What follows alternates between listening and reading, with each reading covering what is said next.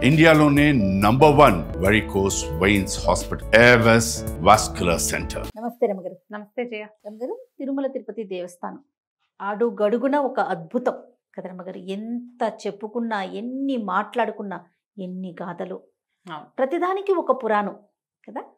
అయితే విమాన వెంకటేశ్వర స్వామి మనము దర్శనం చేసిన తర్వాత అలా తిరిగి వచ్చేసేటప్పుడు ప్రతి ఒక్కరూ మెట్ల మీదకి ఎగబడిపోతాం. విమాన వెంకటేశ్వర స్వామి అని చెప్పేసి చూస్తూ ఉంటాం. నేను చూస్తాను, అందరం చూస్తాం కదా. దీనికంటే ఒక ప్రత్యేకమైన ఒక కథనం ఉండుంటుంది.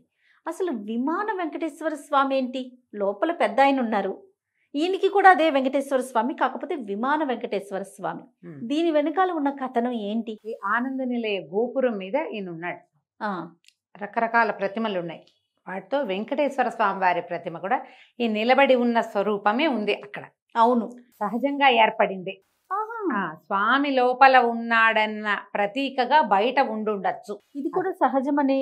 అంటే ఆనంద నిలయ గోపురం తానంతది ఏర్పడింది అంటారు కదా. అవును, ఒకటి దానంతట అది స్వామివారి కోసమే ఆ విమానం వచ్చిందని. పైనున్నది ఆనంద నిలయమే కదా దాని పేరు.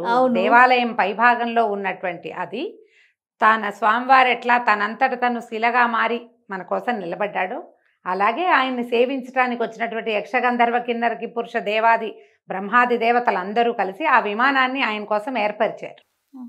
ఆ విమానంలోనే అది ఉన్నది, ఈ ప్రతిమా విశేషం ఉన్నది. అయితే ముందు కాలంలో దీని మీద శ్రద్ధ ఉందో లేదు, అంటే తొండమాన చక్రవర్తి కట్టించాడు ఈ దేవాలయం అని కదా. అవును, ఆ బహుశా ఆయన ఏర్పరిచినప్పుడు కూడా జరుగుండొచ్చు. సహజంగా స్వయంభువుగా వచ్చిందైనా అయి ఉండాలి, లేదా తొండమాన చక్రవర్తి స్వామితో స్వయంగా మాట్లాడేవాడు కదా. ఈ లోపల దేవాలయంలో ఉన్నటువంటి మహాద్భుత ప్రతిమా విశేషాన్ని ధ్రువబేరం లాంటి స్వరూపాన్ని ఇక్కడ వెలయించి ఉండవచ్చు. అయితే వ్యాసరాయల వారి కాలంలో, ఈ వ్యాసరాయలు ఎవరు? వ్యాసరాయలు అనగానే, రాయలు అనగానే మనం శ్రీకృష్ణదేవరాయలు విజయనగర సామ్రాజ్యానికి వెళ్తాం. ఈ విజయనగర సామ్రాజ్యంలో కృష్ణదేవరాయల వారి తండ్రి గారు అయి ఉండొచ్చు. ముందు తరాల్లో సాళ్వ నరసింహరాయలు. ఈ నరసింహరాయలు గారికి, రాయల వారికి ఒక కుహు అని ఒక గండం ఏర్పడిందట. కొంత సమయం పాటు ఆయనకి గండం ఉంది. ఆ గండకాలంలో ఆయన రాజుగా ఉండకూడదని తమకి ఆస్థాన వాళ్ళకి అంటే గురువులైనటువంటి వ్యాసతీర్థుల వారిని తాత్కాలికంగా రాజుగా చేశారు. చాలా కొన్ని గడియల పాటేట. ఆయన పేరు వ్యాసతీర్థులు. అంటే సింహాసనం మీద ఆసక్తి లేని ఒక మహానుభావుడిని కాసేపు ఎవరినైనా రాజుగా చేస్తే వాడిని కింగుని అయిపోతానని అండు, అంతే కదా. అందుకని గురువుని తీసుకెళ్లి రాజుని చేశారు. ఆయనకి అప్పటి నుంచి తర్వాత ఆయన తను దిగి రాజుగారిని మళ్ళీ ఎక్కించారు. ఆ కాసేపు రాజు అయినటువంటి వ్యాసతీర్థుల వారిని వ్యాసరాయల వారు అనేవారు. ఈ వ్యాసరాయలు బ్రహ్మాండమైన వ్యక్తి, చాలా అద్భుతమైన చరిత్ర కలిగిన వారు. అయితే ఆయన ఆంజనేయోపాసకులు. ఆంజనేయ స్వామి ఆయన పిలిస్తే పలికేవారు. దాదాపుగా ఆంధ్ర కర్ణాటక ప్రాంతాల్లో 600కి పైగా దేవాలయాలు, ఆంజనేయ స్వామి దేవాలయాలు రాజుగారి గండం దాటించినందుకు కట్టించారు. దానికి ఆంజనేయ స్వామి దేవాలయాలు ప్రతిష్ఠ చేయాలని పెట్టుకుని, మనం కసాపురం, నేమకల్లు, మురడి 3 గుళ్ళకి వెళ్ళాన దేవాలయాలు నేను చెప్పే కదా. వ్యాసరాయలు ప్రతిష్టలేదు.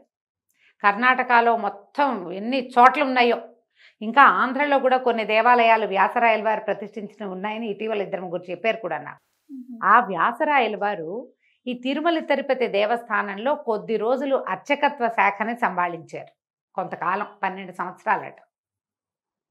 అప్పుడు ఎందుకు వచ్చింది? వైఖాన సాగమాన్ని ముందుకు తీసుకెళ్లేటువంటి అర్చకల పరంపరలో పెద్దవారు గతించారు. ఆయన తర్వాత ఆ స్థానం స్వీకరించవలసిన వాడు బాలుడవటం వల్ల, చిన్నపిల్లాడవటం వల్ల ఆయన ఒక 12 సంవత్సరాల పాటు ఈ ప్రధాన అర్చక పదవిని పోషించారు. అక్కడ ఉన్నారు తిరుమల తిరుపతి దేవస్థానంలో, తిరుమల కొండ మీద ఉండేవారట.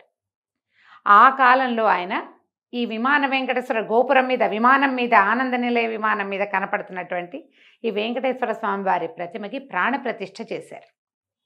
ఇది ఎందుకు చేశారు అంటే, ఒకవేళ లోపల స్వామివారిని దర్శించలేని అగత్యం ఎవరికైనా అయితే విమాన వెంకటేశ్వరుని దర్శించిన లోపల స్వామివారిని చూసిన ఫలితమే లభిస్తుందని ఈ పని చేశారని ఒక కథనం. దీంతోపాటు ఇంకొక గాథ కూడా చెప్తారు. 2-3 పుస్తకాల్లో చూశాను నేను. కాకపోతే దాన్ని బలపరిచేటట్టుగా పెద్దగా ఆధారాలు లేవంటారు. కానీ ఒకటి జరిగింది. ఆ కాలంలో ఉన్న అర్చకులలో ఒకరు స్వామివారి ఆభరణాలు ధరించారట. అది రాజుగారికి తెలిసి ఆయన ఆ అర్చకుల్ని శిక్షించారని, ఆ శిక్ష దేవాలయంలోనే జరిగిందని, అందువల్ల కొంతకాలం పాటు ఈ మన ఏమంటారు సంప్రోక్షణ కోసం దేవాలయాన్ని మూసి ఉన్నట్టు అప్పుడు వ్యాసరాయల వారు ఈ విమానం మీద ఉన్నటువంటి వెంకటేశ్వర స్వామి వారిని విమాన వెంకటేశ్వర్లని ఇది చేసి ప్రాణప్రతిష్ఠ చేసి ప్రజలు అక్కడ స్వామిని దర్శించేలాగా ఏర్పరిచారన్న ఒక కథనం కూడా ఉంది. అయితే కొన్నాళ్ల పాటు కొన్ని సంవత్సరాల పాటు దేవాలయాన్ని మూసిన దాఖలాలు పెద్దగా ఎక్కడ కనపడవు. ఇలా అదొకటి జరిగిందంటారు. అలా దుస్సంఘటన జరిగిందా లేకపోతే మామూలుగా అర్చనలు సాగుతూ ఈ ఏర్పాటు కూడా చేశారా అనేది అయితే మనకు తెలియదు. కానీ వ్యాసరాయల వారి కాలంలోనే ఈ విమాన గోపురం మీద ఉన్నటువంటి వెంకటేశ్వర స్వామి వారి ప్రతిమకి ప్రాణప్రతిష్ఠ జరిగింది. ప్రాణప్రతిష్ఠ జరిగితే అప్పటి నుంచి ఆయన్ని కూడా సేవిస్తున్నారు. ఎట్లా చేశారు?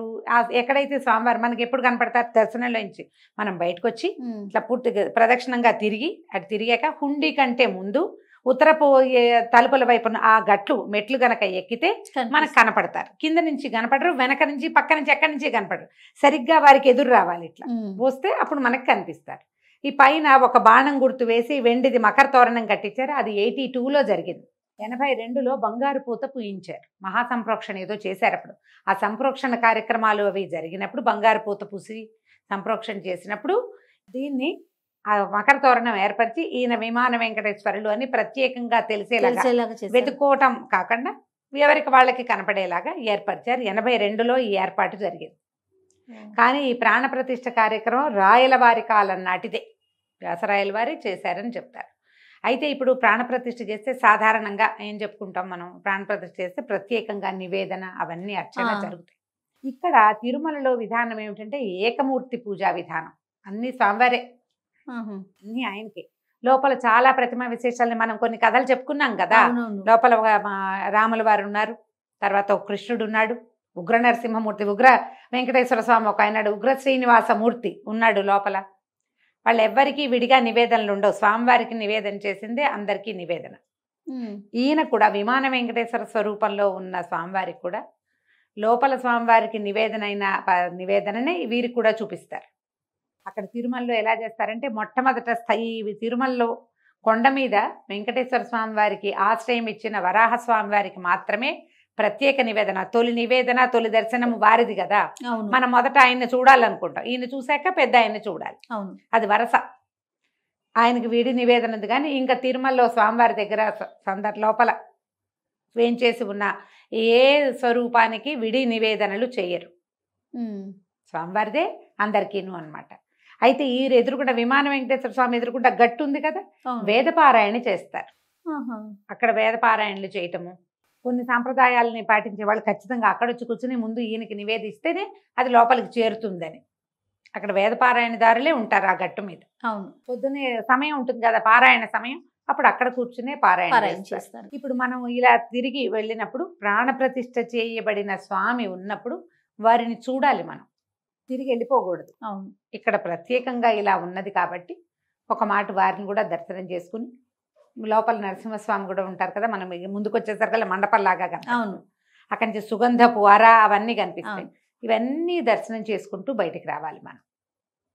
విమాన వెంకటేశ్వర స్వామి వారిది ప్రత్యేకంగా చూడవలసిన దర్శనంగా భావించి చూడాలి. ఒకవేళ మనం లోపలికి వెళ్ళాం, సమయం లేదు, కుదరలేదు, దర్శనం లభించలేదు, ఒకవేళ ఆ సమయానికి మనమే కొంతమంది లోపలికి వెళ్తారా, ఇలా కళ్ళు మూసుకుంటారు, దర్శనం లభించదు, ఈ లోపల కదలండి నడవండి అంటారు. జనం ఒత్తిడి తోపుడు ఎక్కువగా ఉంటుంది, జనం ఉంటారు కదా, అప్పుడు ఏదో అసంతృప్తి ఉంటుంది, మనం బాగా చూడలేదు.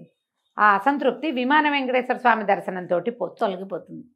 దర్శన ఫలితం పూర్తిగా లభిస్తుంది కాబట్టి వారిని ప్రత్యేకంగా దర్శించుకుని ఒక నమస్కారం చేసుకుంటే సరిపోతుంది. నమస్తే. నమస్తే.